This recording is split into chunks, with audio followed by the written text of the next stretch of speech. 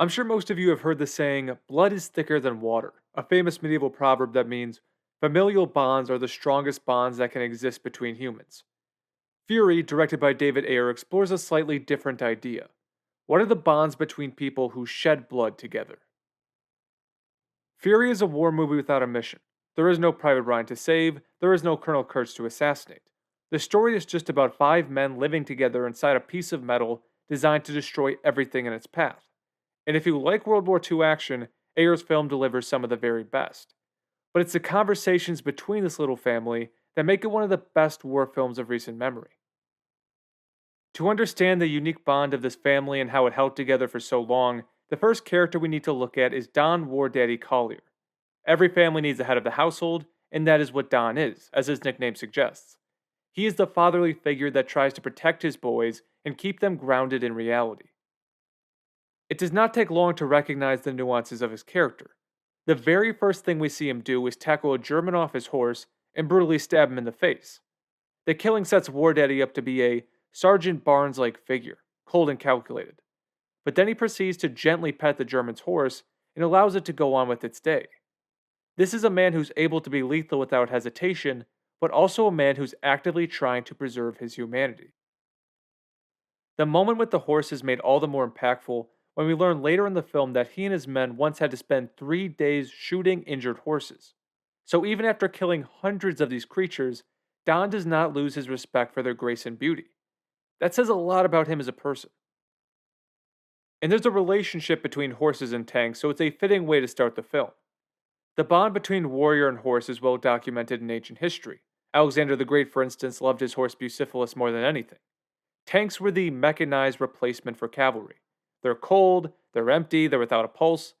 But Don has a love for his tank that mimics the warrior's love for his horse. And I love that parallel. Now, when we meet Don, he's trying to help his sons through the loss of one of their brothers, and their emotions are all over the place, Grady especially. And during this withdrawal of emotion, Don and Bible have their first of a few theological exchanges of the film. That is true, but I didn't save him either. His number came up, that's all. We've been lucky till now. Been lucky? Yes, sir. We're all alive. We're in here. God's grace. This is one of the great unanswered questions of existence. Is all suffering random, or does a God intervene at times to prevent suffering for reasons we'll never understand? Grady and Gordo side with randomness. Don and Bible side with the mystery of God. The ending of the movie dives deeper into this question, which we'll get into. It's easily my favorite scene of the film. The turning point in the story is the introduction of Norman, a soldier who's expecting to be typing his way through the war, but is surprisingly assigned to Don's tank. It's almost like their dead family member is being replaced like any other rusty tank part. It's easy to understand their annoyance. These men are exhausted. They've just seen hundreds of their fellow soldiers wiped out, and they're cracking. Even Don has to be reminded, stop thinking about yesterday's fight, think about today's. It's the absolute worst time for Norman to join Fury, but he does, and they need him to be dependable. During the first battle, we get to see how well these men communicate and understand their responsibilities. Their jobs have almost become instinctual, and the actor spent a lot of time training to simulate that level of expertise. But to be quick, you can't be apprehensive about killing. You need to kill men like you kill flies, and Norman just can't do it. Don knows that he can't fulfill his promise of keeping his sons alive with Norman's fear, so he teaches him a lesson. The scene is very similar to the one in Beasts of No Nation, but in Fury, it feels more like a father teaching his son how to ride a bike without training wheels. It's not manipulative. Norman can't depend on other Fury members to kill for him. He needs to kill to protect himself and his brothers. So it's a harsh lesson, but what Don tells him is true to reality. This is war. We're not here for right and wrong, we're here to kill them. It's after this scene that we learn a lot more about how the other men see Don. Gordo tells Norman that they've been together since Africa, and he wouldn't fight with anyone else. When Don comes over to Norman and tells him to eat, you get where Gordo's loyalty comes from. Don always has an eye on his men. He keeps very close track of their physical and psychological well-being, and he knows their strengths and weaknesses, like any good father would. And I have to take a moment to talk about this shot. It's absolutely breathtaking. It shows the massive scale of the war. I mean, it looks like a force of nature.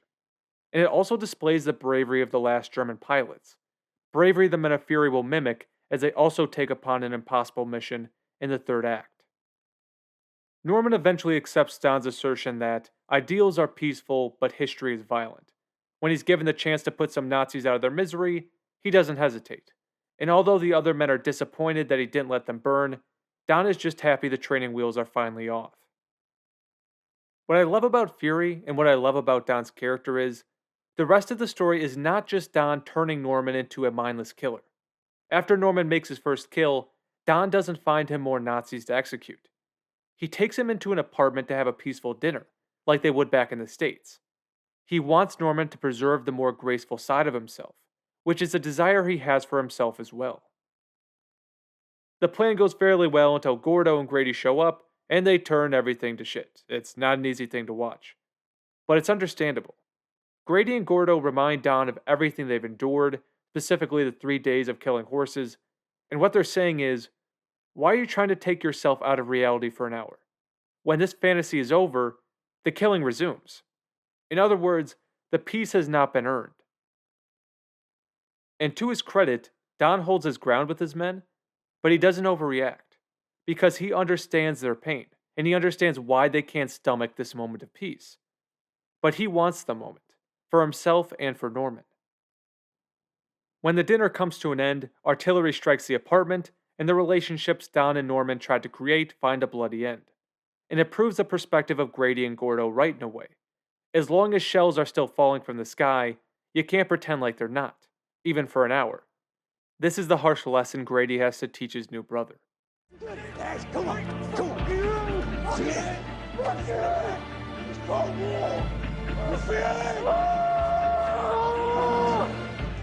It's worth mentioning that Grady's lesson is balanced out when he later tells Norman that he's a good man.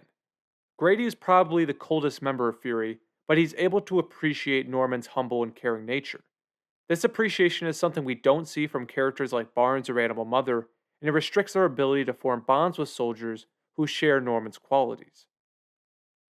Now, Norman doesn't get much time to shake off his loss. Within a day, they have to face off against a Tiger tank, the last operational one in the world, by the way. And it's one of the best combat scenes in film history. It's visceral, it's nerve-wracking, it's really fantastic. And it's the first time we see Norman locked in as a member of this family. He could not become a part of the family until he shed blood like they all have, and until he suffered like they all have. These life-changing experiences serve as the sacrificial induction into the family of Fury. They are the only tank to survive the Tiger, and the heavy losses once again bring up the question of God. Bible tells his brothers that God didn't call us today. And Grady responds by asking a fair question. Boys, What's he doing up there? Big paradise? Everyone else came up, snake eyes, but us? This moment is a setup for the movie's final theological discussions, which occur shortly after their tank hits a mine and the men are forced to make a decision: fight hundreds of SS soldiers for the sake of the mission, or hide in a tree line and stay alive. Don wants to stay and fight because Fury is his home. He's like a father who spent years building and maintaining a home for his family. He's not going to abandon it. And on top of that, he was given a mission. A river of enemies is coming, and Fury is supposed to be the rock that breaks the flow. Like loyal sons, Norman, Bible, Grady, and Gordo join their father for the final stand. And Bible reminds them of a passage in Isaiah where God asks Isaiah in a vision, "Who shall I send? Who will go for us?" And Isaiah volunteers himself, saying, "Send me." It's a beautiful passage, but its reference is made all the better by the final verse Don and Bible discuss as Bible patches up Don after he's shot. The final verse comes from John. Jesus says, "Those who love the world do not love the Father. He who does God's will shall live forever." It's one of the most integral passages in Christian philosophy. And for Bible and Don, the point is, longevity of life is mostly irrelevant. The health of your spirit usurps the health of your body. God doesn't see an early death as bad luck because eternity is on the other side. What matters to God is how you die. As the Bible also says, whoever tries to keep their life will lose it, but whoever loses their life for my sake shall find it. They fight to the bitter end, but the result is what they expected it to be. Grady, Gordo, and Bible are killed. Don gets shot, but he's allowed one final moment with Norman. And the dialogue in this moment is chosen very carefully. Don doesn't say, "I'm sorry, Norman." He says, "I'm sorry, son." The line has double meaning, obviously. Don wanted to protect his sons, but he couldn't, and his final moments are remarkably powerful and real. I'm scared. I'm scared too. Even though he believes that this life is not the end, he admits he's afraid. And I don't think more comforting words could be chosen. Don is Norman's ideal. He's an incredibly strong man, but the admission of fear shows Norman that he's not weak. Even the strongest men fear death. He has nothing to be ashamed about. Norman is able to survive in the end. He's saved by a German who is essentially the Norman we meet at the beginning of the film. When they look at each other, Norman is looking at his former self. And I think the act of mercy by the SS soldier reminds Norman that even after all the killing he has done, there is still humanity left in the enemy. It's a lesson he'll need to remember once he returns home. And the final shot of the film is one of my favorites in cinema. The score by Stephen Price is on point, and we get to see Don's vision completed. Fury became a stone in the river. David Ayer said that his friend told him that his movies are like chick flicks for guys. And that's a funny way to think about Fury because limbs are being blasted everywhere 24/7. But it is a love story in a way. In John chapter 15, Christ says, "There is no greater love than to lay down one's life for one's friends." That is the love that keeps this family together. They don't share blood, they come from very different parts of the country, they have very different personalities and beliefs, but every single day they wake up and do everything they can to keep each other alive, no matter the cost. Few movies do a better job of showing this wartime bond. It's a bond that is forged by inflicting suffering and enduring suffering, but within Fury, the bond is strengthened by sacrificial love and an appreciation of their brother's unique qualities, even the qualities that may not be useful in war. A lot of credit should be given to David Ayer for showing soldiers debating the deeper aspects of life and the right way to behave in a time of war. It made every member of the family feel like a unique individual, and it made Fury one of the best war films of the past decade. If you enjoyed this video, I have a playlist of my other war film analysis videos you may enjoy, and make sure to like and subscribe on your way out if you're into movies and the art of storytelling. I suppose we all are in some way. But thank you so much for stopping by. Have a fantastic rest of your day. I will talk to you soon.